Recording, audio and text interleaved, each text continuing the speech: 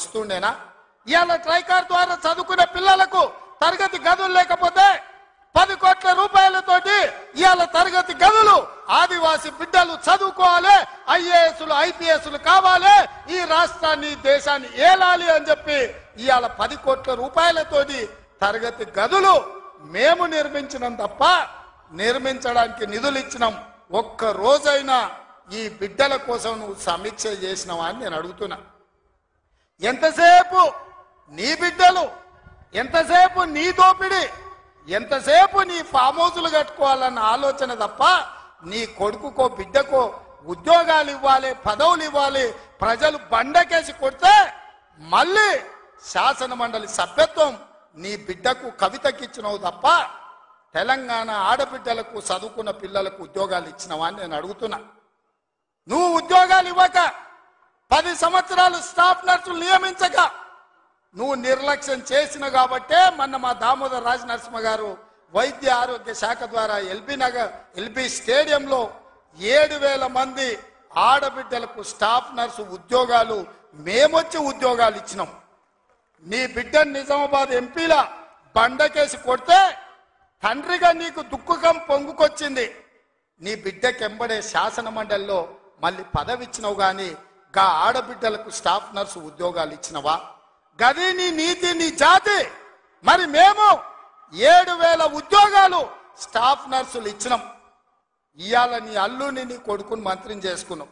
Constable ఉద్యోగాలు 15,000 ఉద్యోగాలు భర్తీ చేయక ఆకాశంలో వేలాడుతున్నట్టు త్రిశంకు స్వర్గంలో నిరుద్యోగ యువకులు ఉంటే కోర్టులో కేసు ఉంటే నువ్వేమైనా పరిష్కరించినావా అని నేను అడుగుతున్నా. అందుకే మేము వచ్చిన ఎంబడే హోంశాఖ నా దగ్గరనే ఉంది. డీజీపీని ఇతర అధికారులను పిలిచి సమీక్షించి వేలాది మంది నిరుద్యోగ యువకులు ఈ రోజు నిరుద్యోగులుగా అమీర్పేటలోనో లేకపోతే అశోక్ నగర్ చౌరస్తాల్లో, దిల్సు నగర్ చౌరస్తాల్లో ఇంటికెళ్ళి తల్లిదండ్రులకు మొహం చూయించుకోలేక నిస్సారంగా జీవితం గడుపుతున్నారు. వాళ్లకు ఉద్యోగాలు ఇవ్వాలని కోర్టుల్లో ఉన్న కేసులను ఇవాళ త్వరితగతిన పరిష్కరించాలని ప్రయత్నం చేసినాం. నువ్వు ఎంత అడ్డం పడ్డా, నువ్వు ఎంత గగ్గోలు పెట్టినా, బిల్లా రంగాలు మమ్మల్ని ఎన్ని శాపనార్థాలు పెట్టినా 15 రోజుల్లో 15,000 కానిస్టేబుల్ పోస్టులు భర్తీ చేసే బాధ్యత,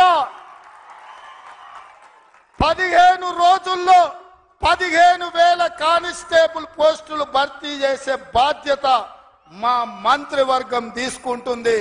మాది బాధ్యత అని చెప్పి నేను ఈ వేదిక మీద నుంచి మాట ఇస్తున్న మిత్రులారా, ఈరోజు తెలంగాణ సమాజం ఆలోచన చెయ్యండి.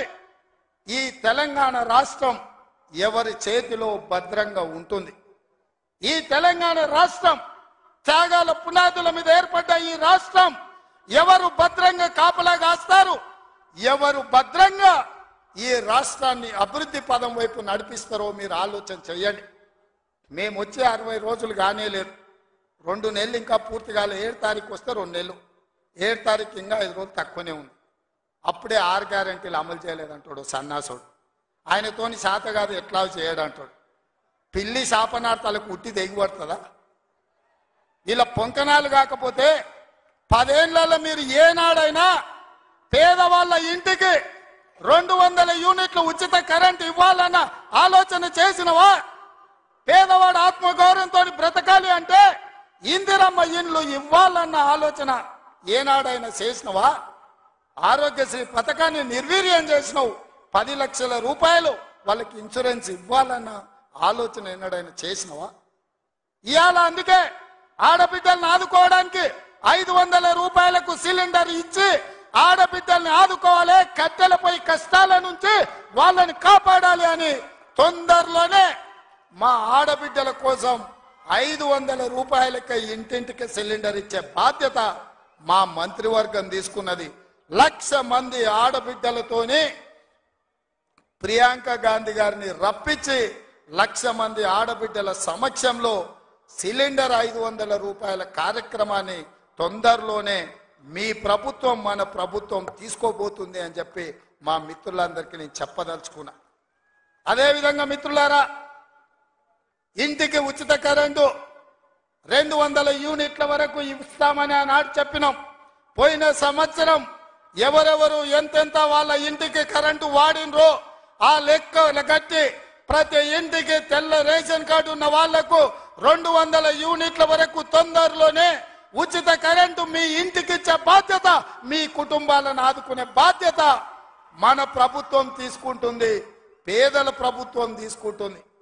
ఆ ఎల్లా ప్రగతి భవన్ అనే పేరు మీద పెద్ద గడిని నిర్మించుకొని కష్టాలు చెప్పాలి అని గద్దరన్న పోతే ఎర్రటెండకు మిట్ట మధ్యాహ్నం 3 గంటలు నీ గేటు దగ్గర నించోబెట్టినావు కదా కేసీఆర్. ఈ పాపం ఊరికే అని నేను అడుగుతున్నా.